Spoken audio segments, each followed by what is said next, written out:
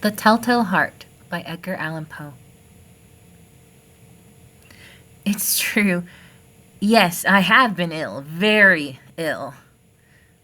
But why do you say that I have lost control of my mind? Why do you say that I am mad? Can you not see that I have full control of my mind? Is it not clear that I am not mad? Indeed, the illness has only made my mind, my feelings, my senses stronger, more powerful. My sense of hearing especially became more powerful. I could hear sounds I'd never heard before. I heard sounds from heaven, and I heard sounds from hell. Listen, and I will tell you how it happened. You will see, and you will hear how healthy my mind is. It is impossible to say how the idea first entered my head. There was no reason for what I did. I did not hate the old man. I even loved him. He had never hurt me, and I did not want his money. I think it was his eye. His eye was like the eye of a vulture, the eye of one of those terrible birds that watch and wait while an animal dies, and then falls upon the dead body, pull it to pieces, and eats it.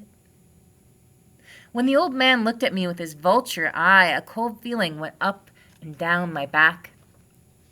Even my blood became cold. And so I finally decided I had to kill the old man and close that eye forever. So you think that I'm mad?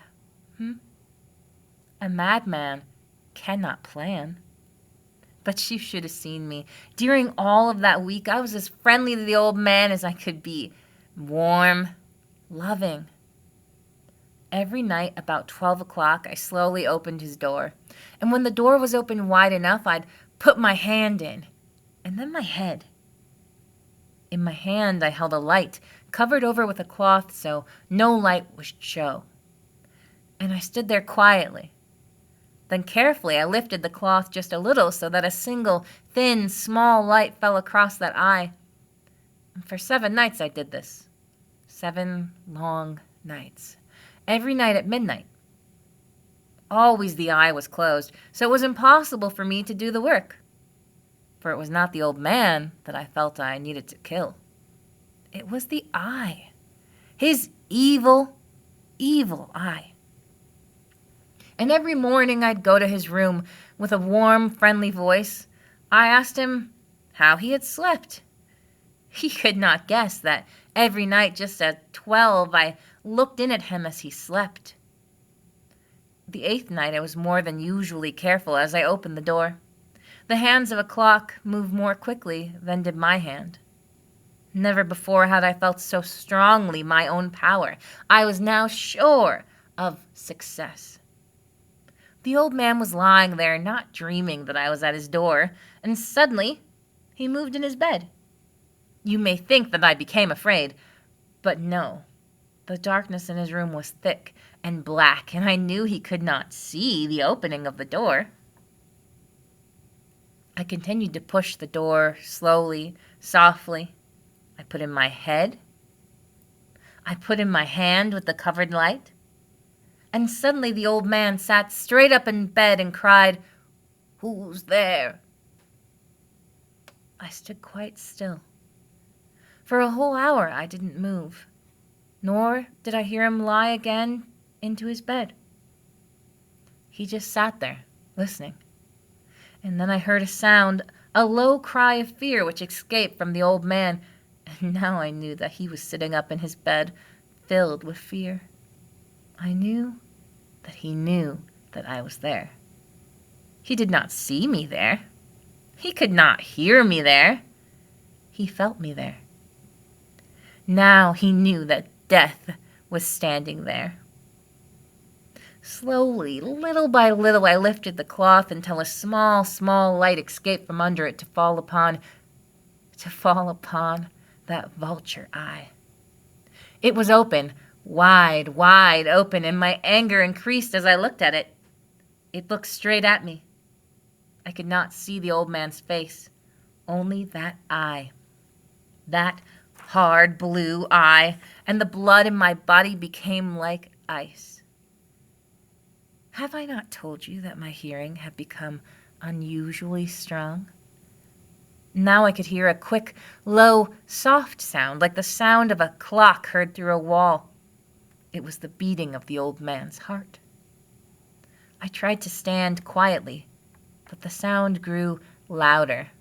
The old man's fear must have been great indeed, and as the sound grew louder, my anger became greater and more painful. But it was more than anger. In the quiet night, in the dark silence of the bedroom, my anger became fear. For the heart was beating so loudly that I was sure that someone must hear. The time had come.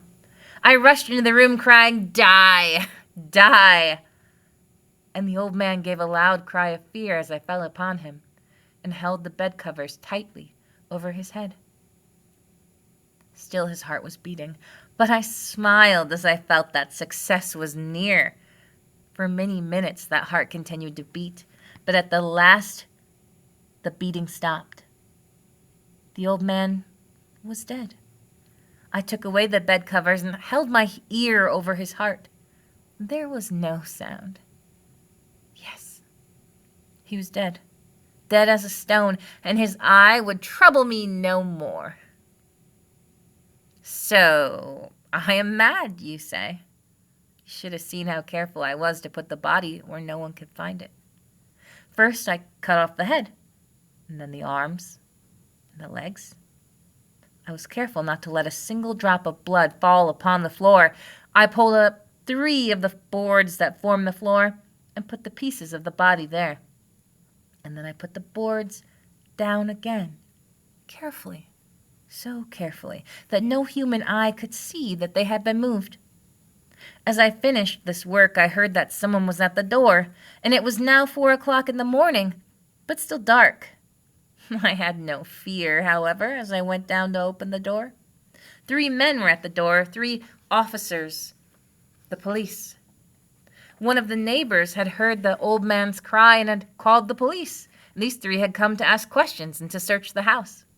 I asked the policeman to come in. The cry, I said, was my own, in a dream. The old man, I said, was away. He had gone to visit a friend in the country. I took them through the whole house, telling them, "Search it all, search it well." I led them finally into the old man's bedroom.